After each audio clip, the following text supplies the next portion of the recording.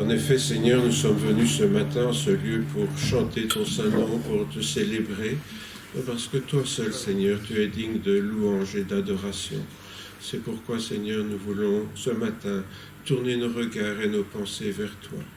Oublier, Seigneur, tous nos soucis, les laisser en dehors, Seigneur, pour que nos pensées soient tout entières tournées vers toi, pour te rendre ce culte qui t'est dû. Merci, Seigneur, de nous bénir pendant tout ce temps que nous passons ensemble. Merci, Seigneur, d'être au milieu de nous selon ta promesse. Merci aussi, Seigneur, de visiter tous nos amis, nos frères et sœurs qui n'ont pu, Seigneur, se joindre à nous ce matin. Te demandons de les visiter, de les consoler, de les réconforter là où ils sont. Et cela dans le précieux nom de Jésus, notre Seigneur. Amen. Voilà, et nous partagerons la méditation de ce matin autour de la parole du Seigneur.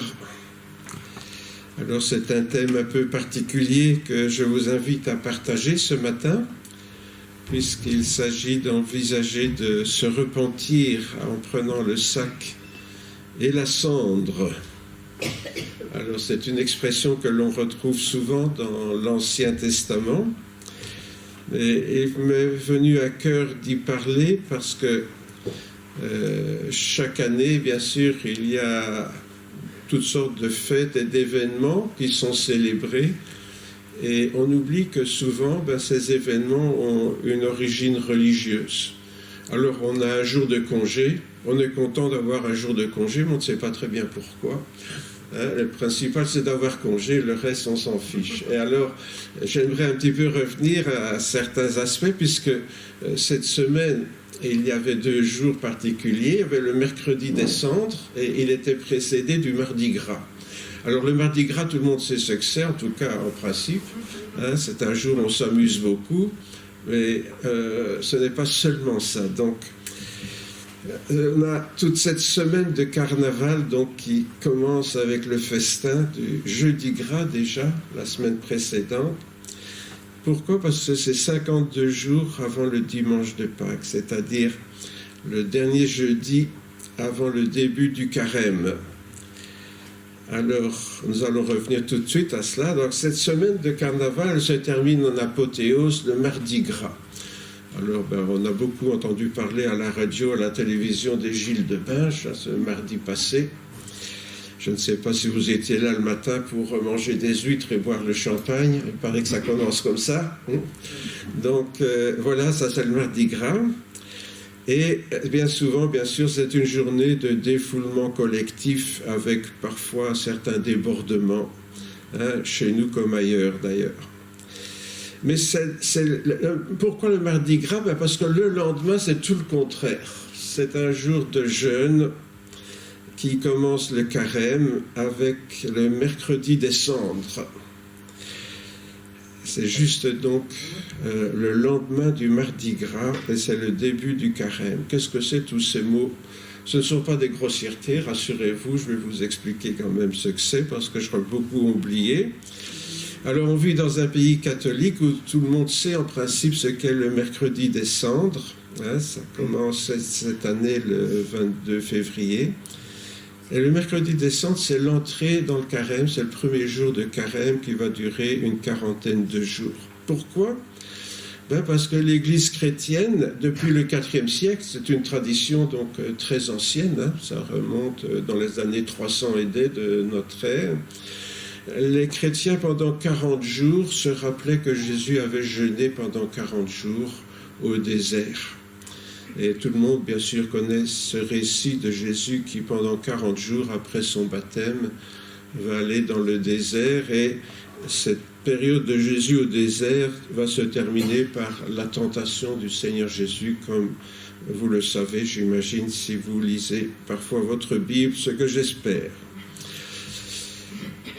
Le carême, en fait, se termine le jeudi saint, c'est-à-dire le jeudi avant Pâques où Jésus a institué la Sainte Seine. Et donc, traditionnellement, depuis des siècles et des siècles, puisque ça a commencé au IVe siècle, l'Église chrétienne a fait abstinence ou même jeûné pendant ces 40 jours qui précède la commémoration du sacrifice de Jésus. Alors pour les catholiques, surtout, les cendres rappellent que nous sommes poussière et que nous retournerons à la poussière. Vous savez que c'est ce que Dieu a dit à Adam et Ève après qu'ils ont péché. Tu es, particulièrement à Adam, tu es poussière et tu retourneras à la poussière.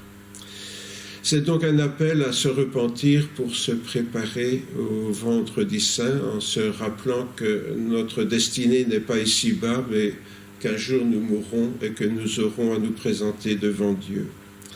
Et donc pour préparer ce temps de repentance du vendredi saint et bien sûr de réjouissance le dimanche de Pâques, il y a donc toute cette période qu'on appelle le carême, dans la tradition de l'Église.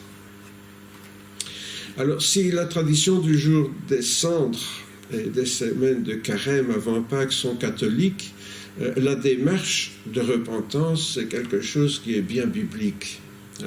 Il y a bien sûr des traditions historiques qui se sont instaurées au cours des siècles, mais qui souvent, donc, comme on vient de le rappeler, ont un fondement biblique qui a souvent été complètement oublié, voire méprisé par certains chrétiens.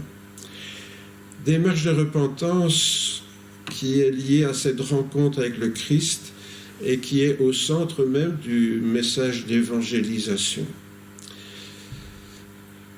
Si nous ne célébrons pas les cendres, au moins nous prêchons la repentance et la conversion à Jésus-Christ.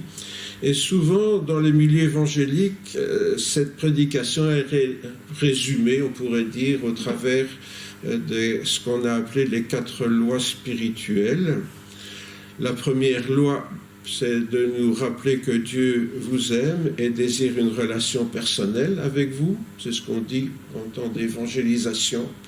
Dieu aime tous les hommes et si nous sommes sur la terre, c'est pour avoir une relation avec notre Dieu, notre Créateur. Hélas, et c'est la deuxième loi, cette relation n'est pas possible comme ça directement. Pourquoi ? Parce que l'homme est pécheur et que Dieu est saint. Et que donc il y a comme un fossé entre les êtres humains et Dieu. Parce que Dieu qui est saint ne peut pas accepter d'être en contact avec l'homme pécheur.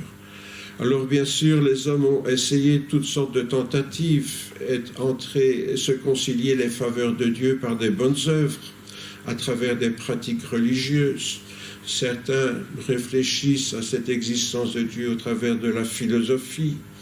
Et certains que disent que si j'ai une bonne morale, eh bien finalement, Dieu sera content et voudra bien de moi. Mais nous savons que tout cela, ce sont bien sûr des tentatives qui bien souvent échouent. Par contre, Dieu nous propose sa loi, qui est la troisième loi, c'est qu'il nous a proposé une solution de réconciliation avec lui au travers de Jésus-Christ. Jésus-Christ est le seul pont possible entre Dieu et l'humanité pécheresse. Pourquoi ? Parce que comme Jésus l'a dit, et nous le rappellerons tout à l'heure, Jésus a dit « Je suis le chemin, la vérité, la vie, et nul ne vient au Père que par moi. » Il est le seul moyen d'accéder à Dieu. Et bien sûr, la quatrième loi, c'est que je peux prendre l'offre de Dieu au sérieux en invitant Jésus-Christ dans ma vie et que ainsi je serai en communion avec le Seigneur. Telles sont donc, en résumé, les lois que bien souvent on partage avec les enfants. Et pas seulement avec les enfants, je parle des enfants parce que notre sœur vient de passer, mais avec tout être humain. Alors pour recevoir le pardon de Dieu, eh bien il faut pouvoir saisir sa main, parce que Dieu en fait, et cela nous a été rappelé dimanche passé par notre frère Guy, Dieu qui est l'offensé fait pourtant la démarche de venir vers l'homme tendre la main. C'est quelque chose que nous avons difficile à faire, nous autres. Je suis l'offensé, donc c'est l'offenseur qui doit faire le premier pas, sinon je ne pardonne pas. Si Dieu avait fait ça, nous serions toujours dans nos péchés. Mais Dieu qui était offensé a fait le premier pas en tendant la main à l'être humain. Et donc celui qui se reconnaît pécheur peut mettre sa main dans celle du Seigneur et trouver le salut en Jésus-Christ. C'est pourquoi, tout comme les apôtres, les chrétiens évangéliques croient à la nécessité de deux choses, que sont la repentance, être vraiment honteux, gêné de ses péchés, ne plus supporter de se voir dans la glace et de demander pardon à Dieu pour ses péchés, et la conversion, qui est la suite logique de la repentance, puisque c'est à ce moment-là que l'on change de vie. Se convertir, c'est changer de système de valeurs, c'est ce qui fait suite à la repentance, et c'est bien le moyen de notre salut. D'ailleurs, l'apôtre Pierre l'a dit lors de la prédication de la Pentecôte, « Repentez-vous et que chacun de vous soit baptisé au nom de Jésus pour le pardon de vos péchés. » Le premier pas, donc, pour l'être humain, c'est la repentance. C'est ce que la plupart des églises évangéliques, évidemment, enseignent en invitant ceux qui ne sont pas encore croyants à se tourner vers Jésus et donc à faire le bon choix dans leur vie. Comme je le disais tout à l'heure, Jésus se présente comme le seul chemin et il a dit « Entrez par la porte étroite, car large est la porte, et spacieux le chemin qui mène à la perdition. Et il y en a beaucoup qui entrent par là. Mais étroite est la porte et resserré le chemin qui mène à la vie, et il y en a peu qui le trouvent. » Alors, ce verset, il a souvent été employé de manière abusive par des prédicateurs pour fiche la trouille aux gens. Bien souvent, et encore aujourd'hui, beaucoup de prédicateurs pensent que le meilleur moyen de pouvoir attirer les gens à Dieu, c'est de leur faire peur. Vous allez aller en enfer si vous ne devenez pas chrétien. Et donc, c'est souvent cette phrase qui a été détournée pour essayer de faire peur aux gens, comme le montre cette image, à tous ces gens qui se précipitent en enfer, et les quelques isolés qui songent à prendre la croix qui conduit au salut. Mais ce verset aussi a été longtemps un objet de pédagogie, et il a été l'objet d'une estampe quand j'étais jeune, je voyais ça parfois dans les maisons. Les gens avaient un grand cadre au mur avec cette estampe. Et cette estampe montre les deux chemins, celui qui conduit au paradis, celui qui conduit en enfer, avec toute une série de versets bibliques. J'ai agrandi un petit coin pour que vous puissiez voir. Vous voyez, il y a le long du chemin à suivre toute une série de versets bibliques. Et dans le fond, cette image était une sorte de prédication pour les gens, surtout dans les milieux protestants évangéliques. Bon, aujourd'hui, c'est plus tellement la mode d'afficher ça dans son salon, mais enfin, c'était quand même très pédagogique parce que tout ça se nourrissait de beaucoup de versets bibliques qui étaient utilisés bien à propos. Mais j'aimerais revenir donc au mercredi des Cendres pour réfléchir, non pas à vous inviter à faire cette pratique qui est somme toute très symbolique, mais plutôt pour réfléchir à sa portée spirituelle. Alors en général, donc, on associe, comme je viens de le dire, la repentance à la conversion, la repentance étant ce qui précède la conversion. Repentez-vous et convertissez-vous pour que vos péchés soient effacés, a encore dit l'apôtre Pierre lors d'un autre message. L'apôtre Pierre insistait beaucoup là-dessus, repentez-vous et convertissez-vous. Demandez pardon à Dieu de vos péchés avec un cœur sincère et changez de vie. Changer de système de valeurs. Un système matérialiste, on passe à un système spiritualiste. Le problème, et c'est surtout cela qui m'intéresse de partager avec vous ce matin, c'est que beaucoup de chrétiens ne se sentent plus concernés quand on parle de repentance. Dans nos milieux évangéliques, on dit qu'on devient chrétien en passant par la repentance et la conversion.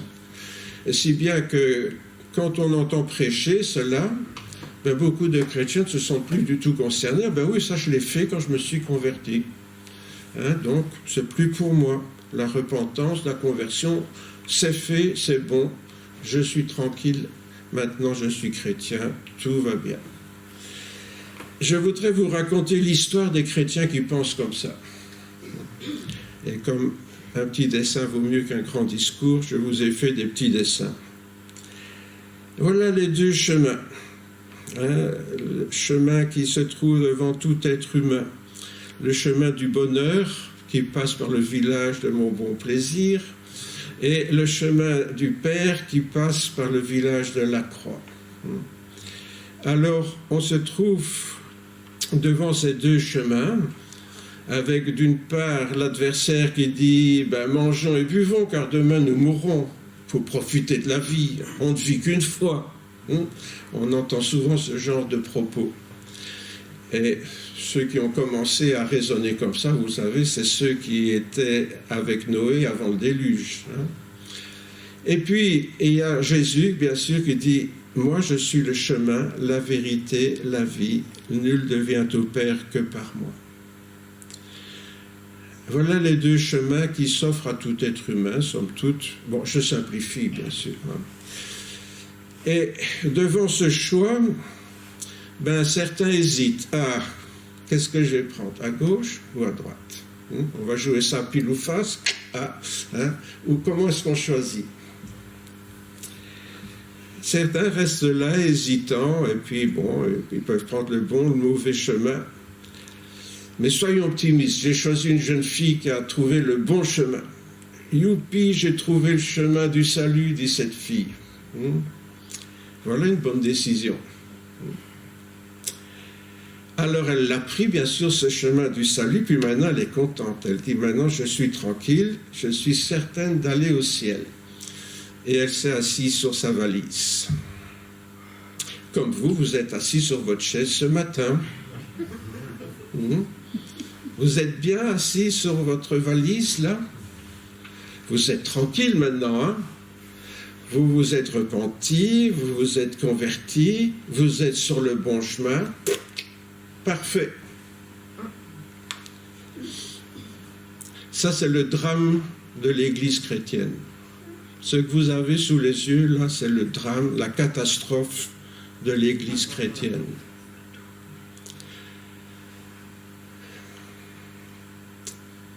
Voilà donc cette jeune personne qui est rassurée puisqu'elle se trouve assise sur le chemin du salut. Est-ce que j'ai bien dit assise? Assise sur le chemin? Est-ce que j'aurais pas dû dire en route vers son salut? Mais pour ça, il aurait fallu qu'elle ne soit pas assise. Vous voyez? C'est ça la grande différence. Beaucoup de chrétiens, comme cette jeune fille, confondent être chrétien et vivre en chrétien.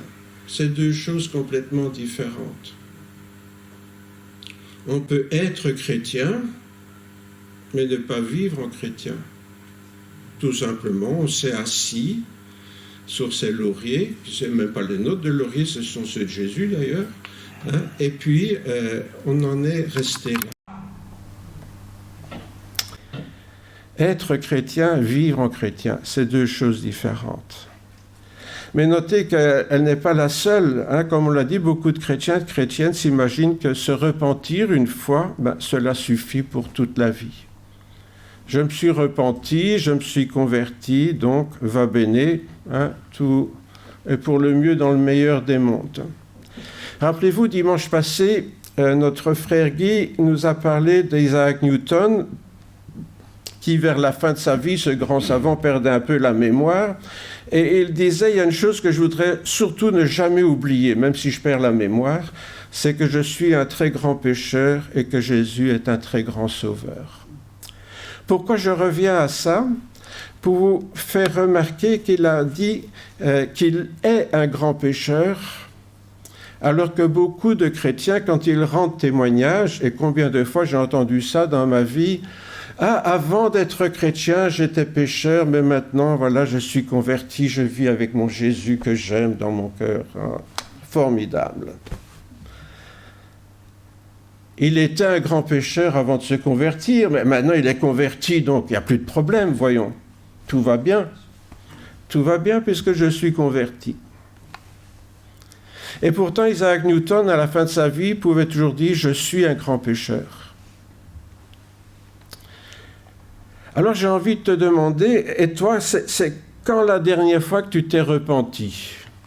Répondez dans votre cœur. Quand est-ce que la dernière fois vous avez pleuré sur vos péchés ? Oh, ben je l'ai fait le jour de ma conversion, bien sûr. Je me suis converti, là j'étais très triste pour mes péchés, Jésus m'a pardonné, j'étais heureux, depuis lors tout va bien. Tout va bien. Et je vous pose la question, quelle est la dernière fois où vous vous êtes repenti et pour quel péché ? C'est important ça, pourquoi ? Ben, pour 2 raisons. Il y a 2 raisons à cela. C'est vraiment très important. Pourquoi ? Parce que c'était aussi la dernière fois que vous avez fait un progrès spirituel. Depuis lors, vous stagnez, vous êtes assis sur votre valise. Donc c'est pour ça que c'est important de vous rappeler la dernière fois où vous êtes repenti, parce que depuis lors, vous êtes assis, vous n'avez plus bougé. Vous êtes toujours là. Et la deuxième raison ici, bien sûr, ça a été la dernière fois où vous avez eu l'occasion de louer le Seigneur pour son pardon. Parce que c'est bien dire « Merci Jésus parce que tu as pardonné mes péchés ». Enfin, les péchés avant que je me convertisse, parce que maintenant, il n'y a plus de problème, tu n'as plus rien à me pardonner, tout va bien dans ma vie. Maintenant que je suis chrétien, ouais, petites choses comme ça, c'est pas grave. On ne va pas déranger Jésus avec ça. 2 raisons. La dernière fois que vous avez fait un progrès spirituel, la dernière fois que vous avez une bonne raison de louer le Seigneur, à moins que vous ayez d'autres bénédictions personnelles entre-temps, bien sûr, parce que heureusement, le Seigneur, lui, ne s'endort pas sur sa valise. Alors je me dis qu'il est peut-être temps de vivre votre propre mercredi des cendres. Pourquoi ? Parce que c'est facile de dire que c'est une tradition catholique. Mais je crois que si les premiers chrétiens ont adopté cette tradition, c'est qu'ils se sont rendus compte de la même chose que ce que je vous dis ce matin. C'est qu'on s'endort facilement sur notre valise et qu'on se dit, j'ai plus grand-chose à me reprocher. Alors on se dit, une fois par an au moins, ça serait bien de passer quelques semaines à y réfléchir. Je dis quelques semaines parce que ça peut prendre du temps parfois. Un jour, Jésus a dit « Malheur à toi, Chorazine, malheur à toi, Bethsaïda », donc ces 2 villes de Galilée, près du lac de Galilée, là, dans le nord de la Palestine. Pourquoi ? Parce que si les miracles qui ont été faits au milieu de toi avaient été faits à Tyr et à Sidon, donc ces 2 villes du Liban actuellement, là, il y a longtemps qu'elles seraient repenties avec le sac et la cendre. Ah, nous revoici avec la cendre, là. Et c'est Jésus qui dit que si les miracles qu'il avait faits avaient été faits dans ces villes païennes, elles se seraient repenties en prenant le sac et la cendre. Alors, qu'est-ce que c'était cette pratique ? On s'habillait avec un sac. Pourquoi ? Parce qu'on considérait qu'on était indigne de mettre des habits vraiment humains, respectables. Vous savez que souvent, nos habits, c'est l'image qu'on veut donner de soi, et de préférence une image favorable. Et donc, mettre un sac, c'était vraiment dire je ne suis même pas digne de m'habiller comme un être humain. Et la cendre, c'était quoi ? Se rappeler qu'on était mortel, qu'on était coupable, qu'on méritait juste de mourir à cause de nos péchés et de nos fautes. Et donc, il y avait cette pratique donc, de prendre le sac et de s'asseoir sur la cendre. Certains même se roulaient dans la cendre, d'autres se jetaient de la cendre sur eux-mêmes. Enfin, il y avait différentes pratiques liées au sac et à la cendre. Rappelez-vous quand finalement le prophète Jonas a été à Ninive, tout d'abord il a essayé de se sauver. Vous connaissez l'histoire de Jonas.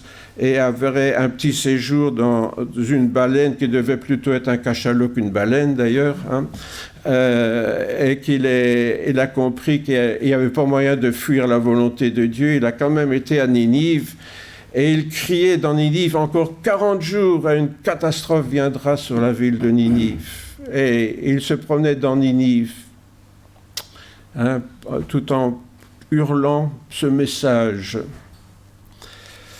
Et les gens de Ninive crurent en Dieu. Ils proclamèrent un jeûne et se revêtirent de sacs, depuis les plus grands jusqu'aux plus petits. On ne parle pas de la taille, ça, hein, puis les notables jusqu'au moindre larbin, si vous voulez. Hein. Et la nouvelle parvint au roi de Ninive.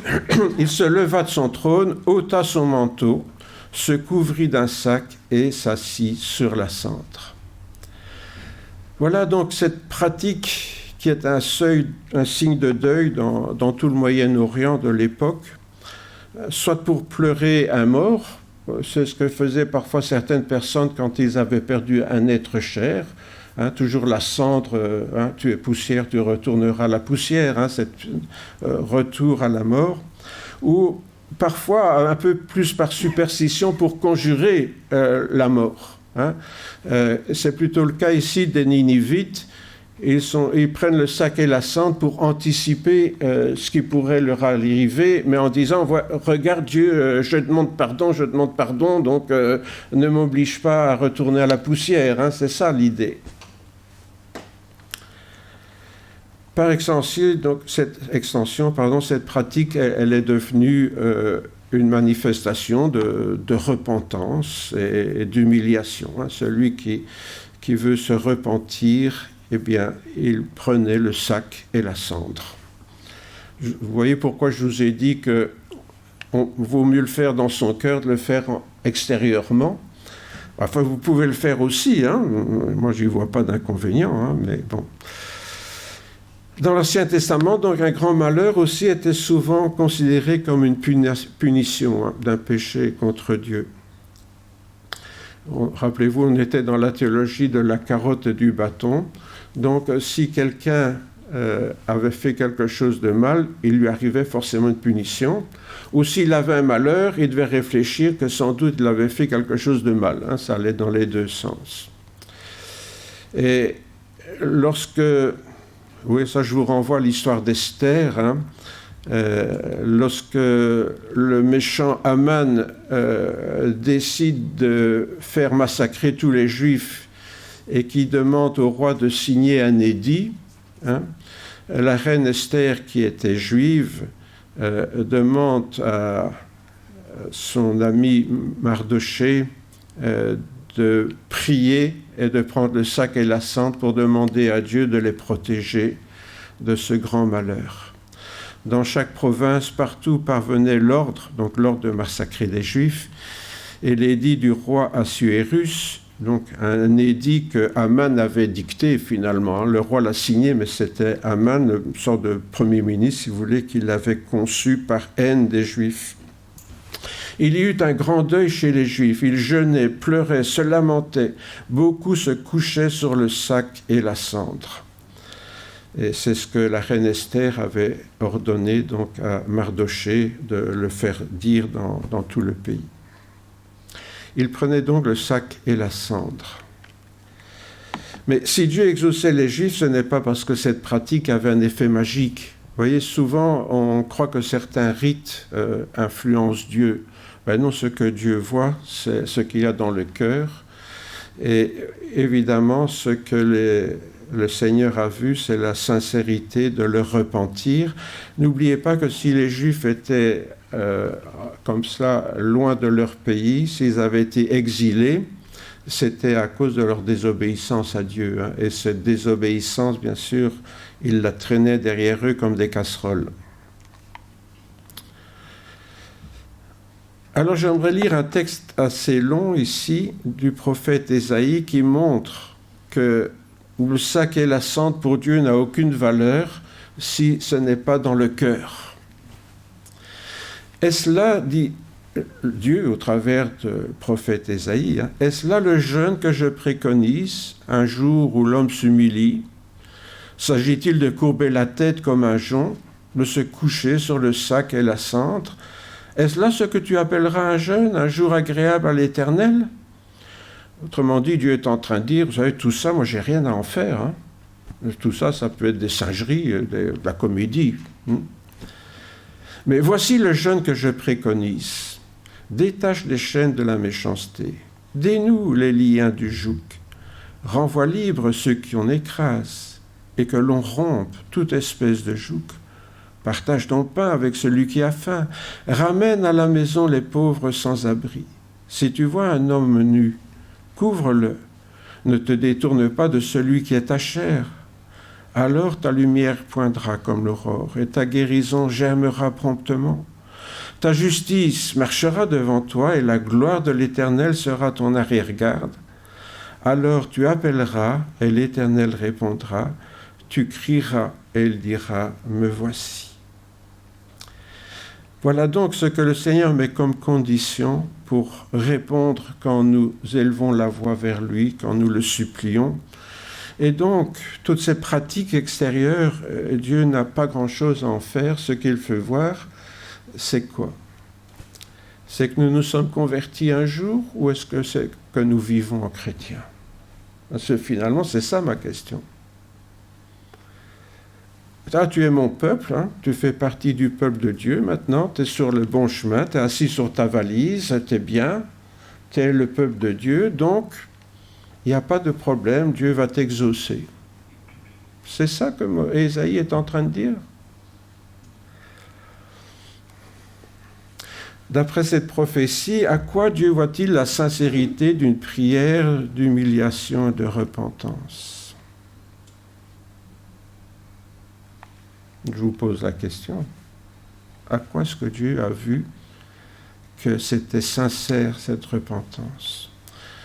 Eh bien, on l'a vu, c'est à tous les efforts que l'on fait pour réparer nos péchés, nos fautes. Tous ces malheureux qu'on a laissés au bord du chemin, dont on ne s'est pas occupé. Le reste, c'est souvent que des belles paroles ou alors de la sensiblerie à 4 sous. Hein. Ah, Jésus, je te demande pardon parce que tu as eu très mal sur la croix pour mes péchés. Ben oui, c'est gentil de dire ça. Mais qu'est-ce que ça change en pratique dans votre vie? Faire des jérémiades, faire du sentimentalisme devant Jésus parce qu'il est mort sur la croix, qu'il a beaucoup saigné. Oui, c'est vrai. Mais si ma vie n'est pas changée, où est la conversion? Oui. Une repentance qui ne conduit pas à la conversion, c'est une repentance qui ne signifie pas grand-chose. C'est prendre le sac et la cendre, mais avoir son cœur qui est inchangé. C'est pourquoi il n'existe aucun progrès spirituel qui ne commence pas par cette conviction de péché et par cette démarche de repentance. Si je veux progresser sur le chemin, ça sera chaque fois une démarche de conviction de péché et une démarche de repentance. Ce que nous appelons notre conversion n'était en réalité qu'un premier pas sur le chemin. Un premier pas. Mais la conversion, c'est un long processus qui continue toute la vie. Et c'est là que nous autres chrétiens évangéliques, nous nous mettons le doigt dans l'œil jusqu'à l'omoplate. Hein. Excusez-moi l'expression, mais c'est comme ça. Hein. On pense que parce qu'on s'est converti une fois, c'est fait pour toujours. Mais la conversion, c'est un chemin. C'est un chemin qui se poursuit tout au long de notre vie. Aux chrétiens de Philippe, l'apôtre Paul écrivait « Je ne prétends pas avoir déjà atteint le but ou être déjà devenu parfait. » Remarquez bien qu'ici, il est en route. Hein. Il n'est pas assis sur sa valise, là, il est en route. Hein, je ne prétends pas avoir atteint le but ou être déjà devenu parfait. Je poursuis ma course. Il marche là sur le chemin. Je poursuis ma course pour m'efforcer d'en saisir le prix, car j'ai été moi-même saisi par Jésus-Christ. Non, frère, je ne pense pas avoir déjà obtenu le prix. Mais je fais une chose, j'oublie ce qui est derrière moi et je m'efforce d'atteindre ce qui est devant moi. Et même plus, ainsi je cours vers le but afin de gagner le prix de la vocation céleste reçue de Dieu en Jésus-Christ. Une vocation, c'est pas de s'asseoir. Je n'ai jamais entendu dire que « Ah, moi, ma vocation, c'est de m'asseoir. » C'est de m'asseoir. Le Seigneur m'a appelé au salut pour que je m'asseye et que je me sois bien content d'être chrétien. Voilà. Quand Paul s'est converti, il ne s'est pas dit « Maintenant, je suis sauvé, donc j'arrête de me tracasser pour mon éternité. » Si vous comparez cette idée-là avec ce qu'il vient de dire juste avant, je crois qu'il y a une différence. Son idée n'est pas du tout que Dieu l'a sauvé pour que, voilà, maintenant il est tranquille, il peut attendre que Jésus va revenir bientôt, donc je m'assieds, j'attends, je suis impatient, je serai vraiment content de voir Jésus. Non, il s'est rendu compte qu'il avait maintenant une vocation et que cette mission, il devait la remplir pour toute sa vie. C'était sa vocation pour toute sa vie. Et que ça allait durer toute sa vie, cette vocation.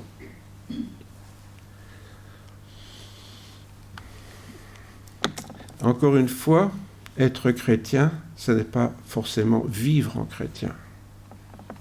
Être chrétien, on peut être chrétien assis sur sa valise, mais vivre en chrétien, c'est marcher sur le chemin et progresser avec le Seigneur dans la vocation qu'il nous adresse à chacun, qui est différente. Pour toi, pour moi, pour mon voisin, c'est différent, mais je marche sur le chemin. Alors, Dieu voulant, parce que là, vous en avez déjà pris plein la figure, Dieu voulant, la semaine prochaine, nous poursuivrons ces quelques réflexions avec le thème suivant, la spirale de la croissance spirituelle. Nous verrons que demander pardon n'est pas grand-chose à voir avec se repentir. Et aussi, nous verrons que la véritable repentance, c'est quelque chose d'indispensable si nous voulons que Dieu nous pardonne.